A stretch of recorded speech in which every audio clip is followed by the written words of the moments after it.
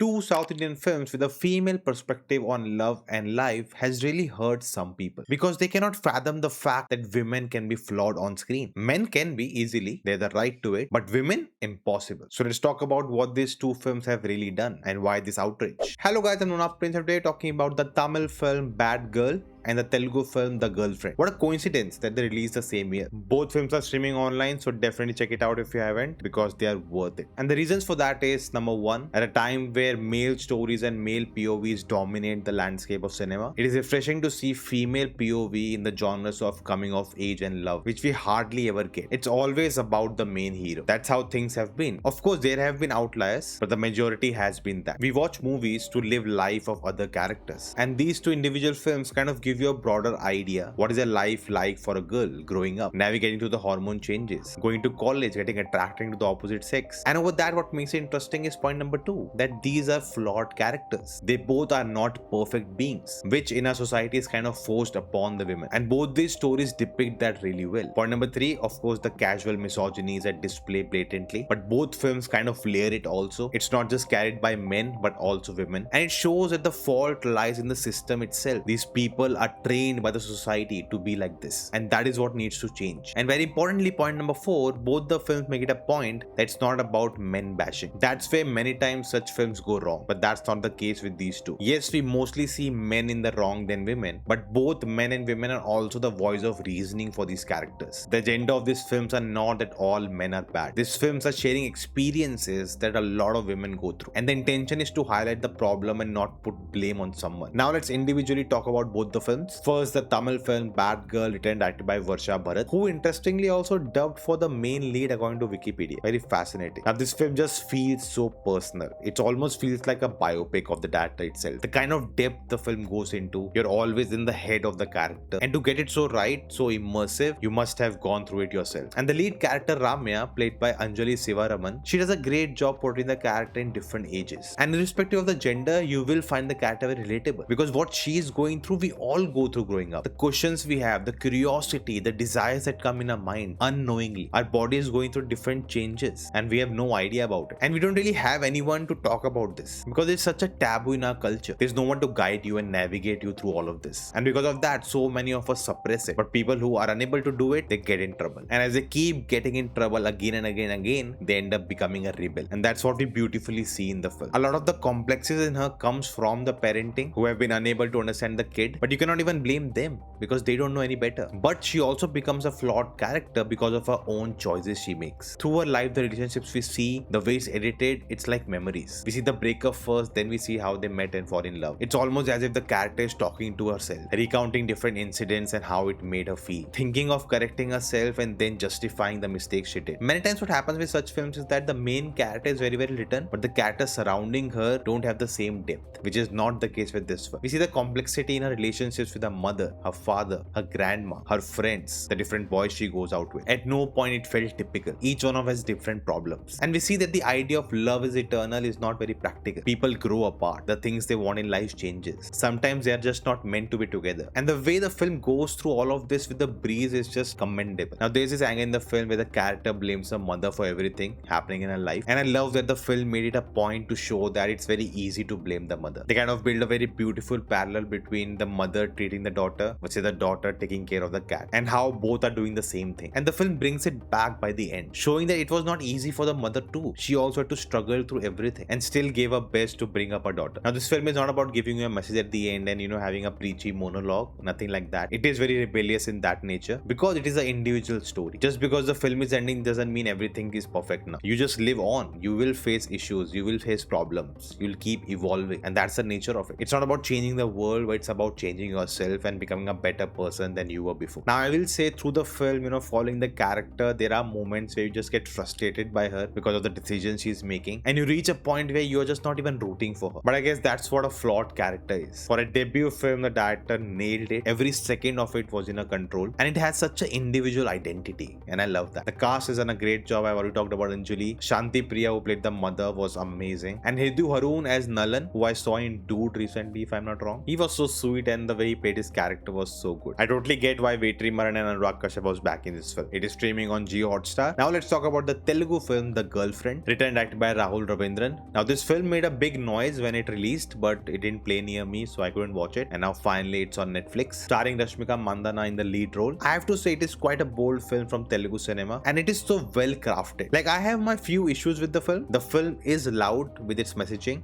and it's very on your face, particularly from the character played by the director himself. Also, the way the college life is depicted felt very loose. Like, which girls' hostel can guys just walk in anytime they want? Maybe that's what happens nowadays, I'm not sure. Like, where is even the warden? But I know that's not the point of the film. It's not about the college life. But considering the stories taking place there, you accept the world building to be more refined. But the very interesting part is the film may lack nuance in the messaging, but it has a lot of nuance in its visual storytelling. And that contrast is really sharp. The film has so many visual motifs with a lot of different ideas, and all of it is so well executed. And that's why this point kind of stands out. I guess the reason behind this loud messaging is that they want to drive that point to the audiences they are serving, and it's not really about being subtle there. Now, this film is clearly a reply to films like Arjun Reddy and all the spin-offs it has generated over the years. Now, if you think film like Arjun Reddy is toxic, then this film is also toxic. If Arjun Reddy is not toxic, then this film is also not toxic. In that film, you got a male perspective. In this film, you get a female perspective. And both films have their own right to be that. I have to say, Dikshit Shetty, who plays Vikram or Vicky, he was so good at playing an asshole, and he just delivered so well. I remember I watched him in Diya movie. That was a long time back. And with this character, it would have been easy to just play him a douchebag, but there's so many small details added which gives the character some depth. Totally, he's a product of patriarchy. There's a hidden misogyny in him, which are the obvious red flags. But with that, he is respectful to people up to a point, and when you cross that point, things go haywire. He has some good qualities also, but all of it comes with a misguided understanding of what it means to be a man. That he is the head of the house. He has to take care of everyone. The savior complex, the possessive nature, the jealousy, almost being a man child. Now, we saw something similar last year in a Tamil film called Lover, where the guy was actually the main character going through the same things, but it is about his arc of understanding where he's going wrong and becoming a better person. I think that's why that film also explores the character more than we see in this film. But coming to Rashmika playing Bhuma Devi, I can say easily one of her career best performance. She plays a sweet, innocent and a submissive girl who has put in a lot to come to this college and study literature. And when things start to happen around her, she's becoming the center of attention for this guy who's totally in love with her. She doesn't know how to process it, and you see that in her performance. She doesn't know how to respond. She doesn't know what to do, and because of her nature, she's not even saying anything. She's not confronting the situation. She's just tagging along, which later backfires. And suddenly, she's the girlfriend of the popular guy of the college. That's her only identity now. And she also lacks an understanding of her own self-respect, and that comes from her upbringing, raised by a single dad. And it's very hard to miss that both the men in her life are exact replicas of each other. Now, the boyfriend makes a remark constantly that the girlfriend is just like her mother,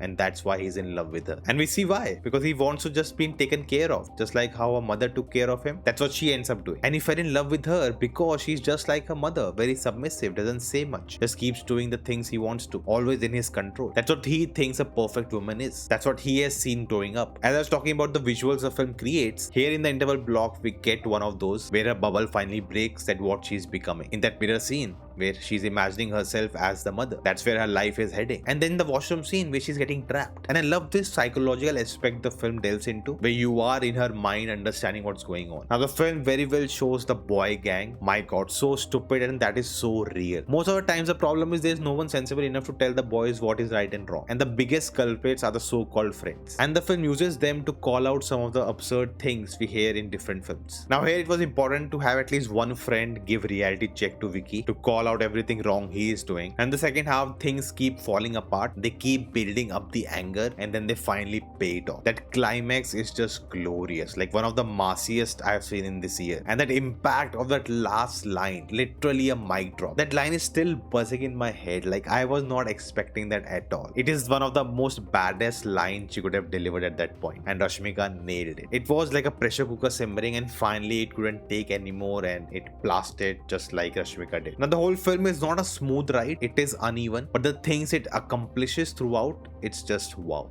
Films like Bad Girl and Girlfriend become talking points, and suddenly it becomes a war of two sides. You have to choose one, but that's not what it is. You're watching stories of these characters who are individuals. Yes, the problems they go through are very systematic. They are things which surrounds all of us, and it's important to highlight and talk about it. But the problem is internet just lacks nuance, and there's no point debating. Instead, I would recommend talk about these things in your friend circle, with your family, and not just share your point of view, but also listen other people's point of view. That is the whole point of such films existing. It's not about determining what is right, what is wrong. It's about understanding where the other person is coming from. And you can agree and disagree on it, but don't be dismissive about it. There is no one way to live life, and that's not what these films are propagating. Maybe for someone out there, this is the way, but not for you, and that's totally fine. Let's just stop forcing our ideologies onto others. I ended up giving a preachy monologue, not great. But we are at the end of the year, and that means the list for the best films of the year is coming soon. Till that time, check out this video next if you haven't. Let me know your thought in the comments below, and I will see you next time.